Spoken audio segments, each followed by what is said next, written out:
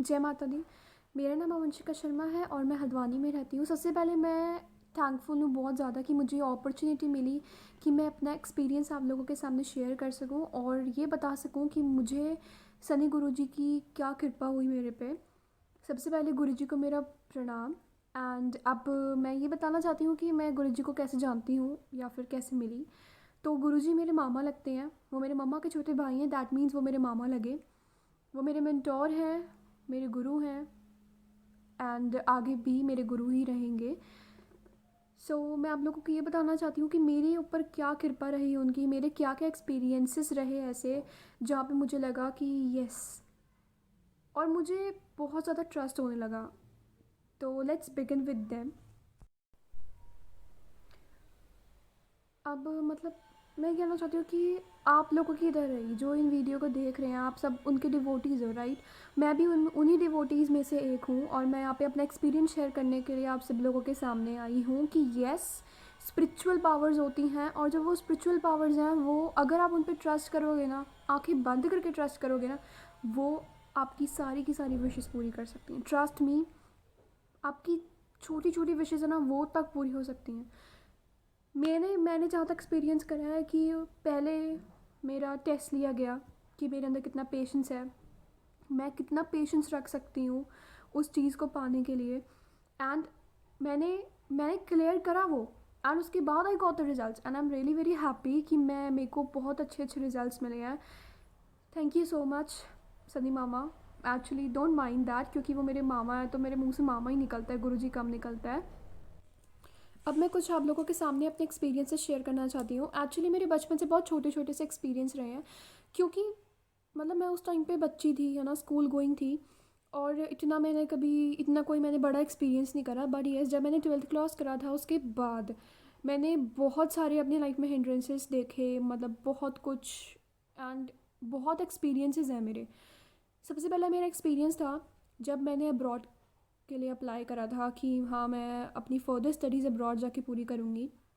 तो मैंने सनी मामा से पूछा था, सनी मामा मुझसे कह रहे थे कि कोई बात नहीं, तू बस आगे बढ़। उस टाइम कोरोना भी चल रहा था, एक्चुअली 2020 की बात है, कोरोना भी काफ़ी चल रहा था। मतलब बहुत सारे उसके पैनेडेमिक के बहुत सारे केसेस आ रहे थे और कोई चीज़ ओपन नहीं थी, सब कुछ बंद था।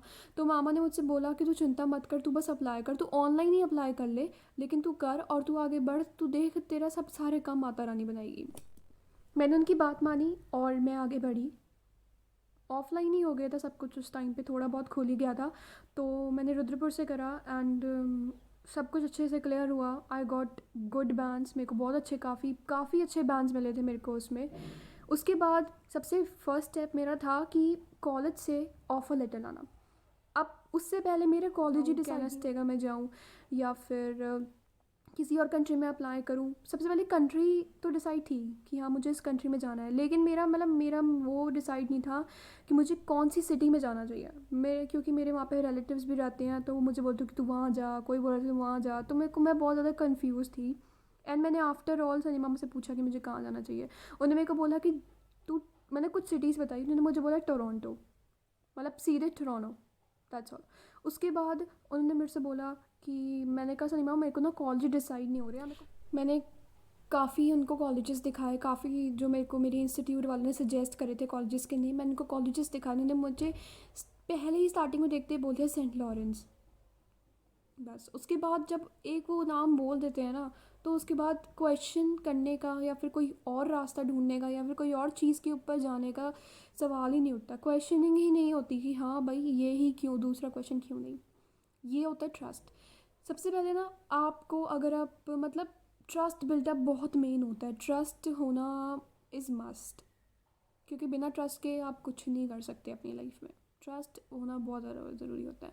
और जिनके मेंटोर हैं ना मेरे मामा, ट्रस्ट मी गाइस, आप लोग बहुत आगे तक जाओगे, बहुत ज़्यादा आगे तक जाओगे। एंड इनका जो नेचर है ना, इट्स जस्ट वंडरफुल, बहुत अच्छा नेचर है इनका। किसी में भी डिस्क्रिमिनेट नहीं करते, किसी में भी नहीं, चाहे हिंदू मुस्लिम हो, क्रिश्चियन हो या फिर सिख हो, कभी उन्होंने डिस्क्रिमिनेट नहीं करा। चाहे वो कैसे ही बंदा हो, हर कोई बंदा उनके मंदिर में आता है और जो वो चाहता है ना वो उसको मिलता ही मिलता है।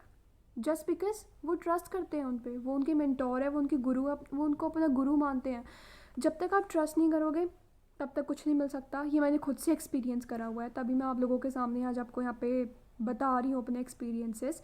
उसके बाद मेरा एक्सपीरियंस था कि मेरी फ़ीस, क्योंकि बहुत लार्ज अमाउंट था फ़ी का एंड बल्क में हमें फ़ीस देनी थी, तो बहुत डिफ़िकल्ट हो रहा था मेरे मम्मा के लिए मतलब सब अरेंज करना। देन ऑल्सो आई कॉन्टेक्टेड माई मामा। मेरे मामा मतलब मुझे कोई भी इशू होता है ना, छोटा भी इशू होता है ना, मेरे मन में सबसे पहला यही ख्याल आता है कि सन्नी मामा के पास जाना है और उनसे पूछना है, जो वो कहेंगे ना वो ही करना है। यू वोंट बिलीव, कोई बिलीव नहीं करेगा सीरियसली कि मतलब इतना ज़्यादा ट्रस्ट है ना, आंखें बंद करके मुझे उन पर ट्रस्ट है। अगर वो मुझसे कहें ना कि तेरे को यहाँ पे चलना है तो मैं उसी रास्ते पे चलूँगी, मैं कोई और रास्ता कभी चूज़ नहीं करूँगी, क्योंकि मुझे पता है कि वो जो मेरे को बताएंगे ना वो मेरे लिए बेस्ट होगा, बेस्ट से भी बेस्ट होगा, वो कभी गलत नहीं हो सकते। उसके बाद मेरा फ़ी का भी क्लियर हो गया था। उसके बाद मेरा मेडिकल आया, मेरा मेडिकल भी क्लियर हो गया अच्छे से। उसके बाद मेन जो मेरा था बायोमेट्रिक्स, जो कि मतलब कुछ कहानी कुछ ऐसी हुई थी कि जो मेरा जब मैं बायोमेट्रिक्स के लिए गई थी तो उससे पहले कुछ था, आई थिंक से कोई फेस्टिवल था, तो उसकी वजह से मैंने मेहंदी लगाई थी हाथ में, और मेरे को पता था कि प्रिंट मतलब फिंगरप्रिंट, तो मैंने टिप्स पे नहीं लगाई थी, बस पाम पे लगाई थी। तो उसके बाद हम वहाँ पे गए, उन मतलब हम देख रहे थे कि मतलब पहले ही मतलब मोस्टली बहुत सी लड़कियों ने लगाई हुई थी, तो वो सब रिजेक्ट होते जा रहे थे कि नहीं, हम आपका नई फिंगरप्रिंट्स नहीं आएंगे, आप रिजेक्टेड हो, आप पहले इसको क्या, वो सबसे कह रहे थे कि पहले आप इसको केमिकल से हटा के रहो फिर आपका फिंगरप्रिंट्स होगा, और ये भी श्योरिटी नहीं दे रहे थे कि फिंगरप्रिंट्स होगा तो हम क्लियर हो जाएंगे। वो कहते हैं आप रिजेक्ट हो सकते हो, आपका मतलब फ़ाइल रिजेक्ट हो जाएगी। और बायोमेट्रिक्स की डेट मिलना इतना डिफ़िकल्ट था उस टाइम पे, मेरे को इतनी मुश्किल से 2 महीने बाद जाके मेरी बायोमेट्रिक्स की डेट मिली, मतलब बहुत ज़्यादा डिले हो रहा था just because of corona pandemic. उसके बाद मतलब उन्होंने मुझे बोला देखते ही कि आप इसको केमिकल से हटा कर लेकर आओ वरना आप रिजेक्ट हो जाओगे। तो मैं गई, मैंने केमिकल से हटवाया, और तो मुझे बहुत सफ़र करना पड़ा उसके बाद मेरी फ़िंगर को लेके, क्योंकि वो केमिकल है, हमें पता है ये केमिकल कितना हार्मफुल होता है हमारी बॉडी के लिए। केमिकल से मैंने रिमूव करा, फिर मैं वापस आई, मैंने उनको दिखाया, कहते अभी भी आप रिजेक्ट हो जाओगे, क्योंकि मेरी जो स्किन थी वो पील ऑफ हो चुकी थी, है ना। तो अब जब पील ऑफ हो गई तो आ नहीं सकती बिल्कुल भी, वो फिंगरप्रिंट्स बहुत नहीं हद तक नहीं आते हैं। तो उन्होंने मुझे बोला कि आप रिजेक्ट हो जाओगे। जो वहाँ पे थे वो, है ना, जो बाहर थे मतलब गार्ड्स वगैरह थे, उन लोगों ने बहुत ज़्यादा डरा दिया था कि अब आपकी स्किन पील ऑफ हो गई है और अब आप नहीं मतलब नहीं दे पाओगे, आपका कैंसिल हो जाएगा, आप डिस्क्वालीफाई हो जाओगे, आप अभी रहने दो। मतलब बहुत ज़्यादा कंफ्यूज, हम पजल्ड हो गए थे, बहुत ज़्यादा पजल्ड हो गए कि हमें जाना चाहिए या नहीं जाना चाहिए। सबसे पहला ख्याल मेरे पास ये आया कि मम्मा सनी मामा को फ़ोन करो, जो वो बोलेंगे ना वो ही करना है। और मेरे को पूरा विश्वास था कि उन्होंने मुझे ये बोलना है कि तू अंदर जा, सब कुछ हो जाएगा, सब ठीक हो जाएगा। मैंने उनको फ़ोन करा, रोते रोते फ़ोन करा मैंने उनको कि सनी मामा मेरा ना बायोमेट्रिक्स ये है, ऐसी ऐसी बात है। उन्होंने मुझसे बोला कि तू चिंता मत कर, तू माता रानी का नाम ले और तू अंदर एंटर हो, तुझे कुछ नहीं होगा, तेरे पहली बार में ही क्लियर हो जाएगा, तू चिंता मत कर। मैंने कहा सर मैं रिस्क लेने के लिए तैयार हूँ, आप मेरे को एंटर करो अंदर। उन्होंने मेरे को सारी प्रोसीजर क्लियर करी और मेरे को अंदर एंटर करा। तो वहाँ पे सारे मेरे को बोल रहे थे कि आप रिजेक्ट हो जाओगे, आप है ना पहली बार में डिस्क्वालीफाई हो जाओगे, आप मत जाओ, रिस्क मत लो।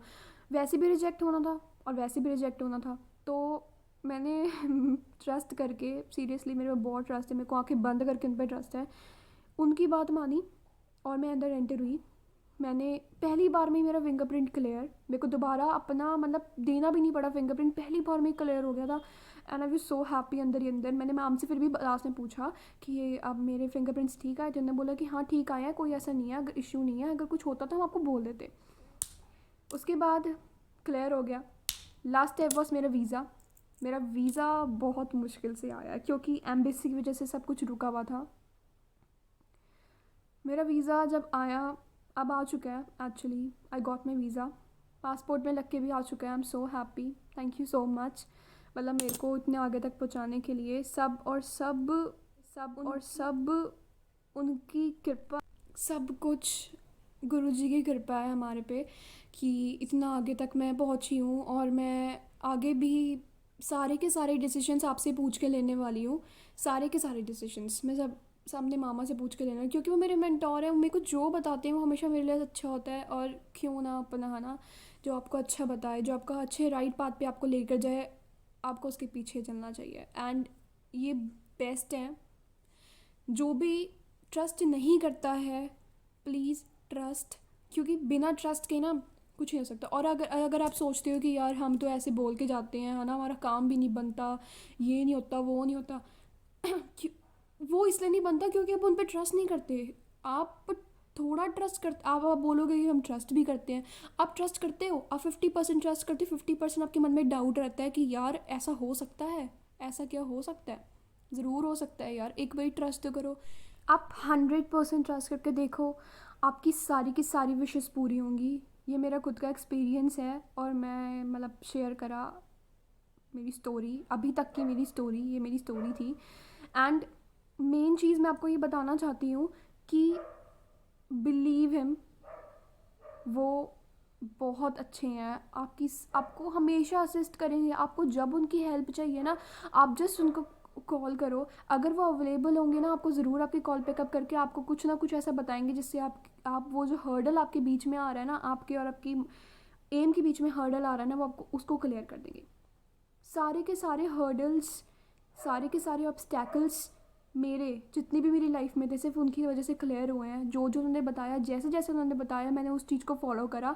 एंड आगे भी मैं उस चीज़ को फॉलो करते जाऊँगी, हमेशा के लिए उस चीज़ को फॉलो करूँगी।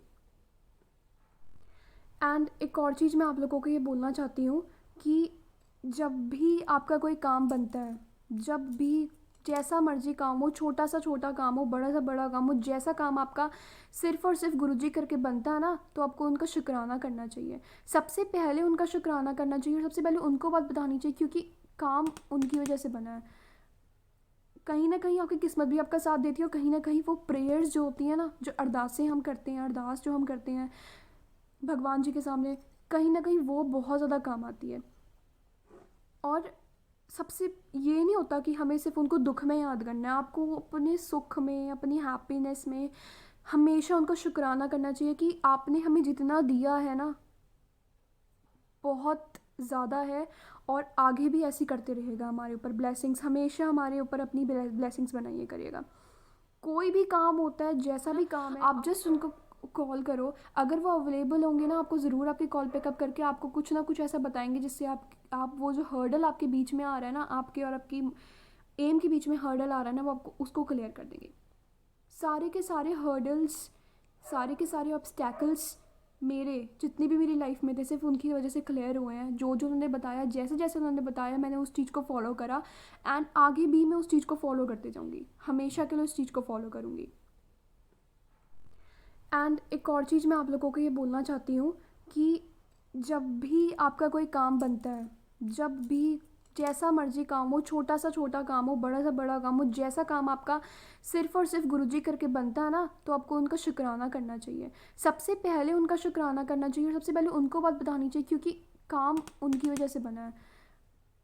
कहीं ना कहीं आपकी किस्मत भी आपका साथ देती है, और कहीं ना कहीं वो प्रेयर्स जो होती हैं ना, जो अरदासें हम करते हैं, अरदास जो हम करते हैं भगवान जी के सामने, कहीं ना कहीं वो बहुत ज़्यादा काम आती है। और सबसे ये नहीं होता कि हमें सिर्फ उनको दुख में याद करना है, आपको अपने सुख में, अपनी हैप्पीनेस में हमेशा उनका शुक्राना करना चाहिए कि आपने हमें जितना दिया है ना, बहुत ज़्यादा है। और आगे भी ऐसी करते रहेगा, हमारे ऊपर ब्लेसिंग्स, हमेशा हमारे ऊपर अपनी ब्लेसिंग्स बनाइए करिएगा। कोई भी काम होता है, जैसा भी काम है, आप उनसे पूछो, वो आपको असिस्ट करें। और ये नहीं होता कि हमेशा हमें उन्हें दुख में याद करना है। हम भगवान, मोस्टली लोग ऐसे होते हैं ना कि हमेशा दुख में अपने भगवान को याद करते हैं, और जब उनके पास हैप्पीनेस आती है ना, वो इतने बिजी हो जाते हैं कि जिस भगवान ने इनका काम बनाया है ना, वो उसको ही मतलब थैंक यू बोलना भूल जाते हैं। तो ऐसा नहीं करना चाहिए, आपको हमेशा ग्रेटफुल होना चाहिए।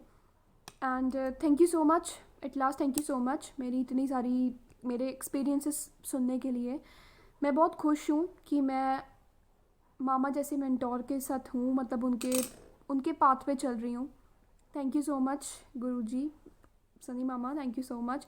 मतलब मेरे को यहाँ तक पहुँचाने में, आगे भी आपकी ब्लेसिंग्स मेरे को चाहिए, ऐसी बनाई रखिएगा। Thank you. जय माता दी।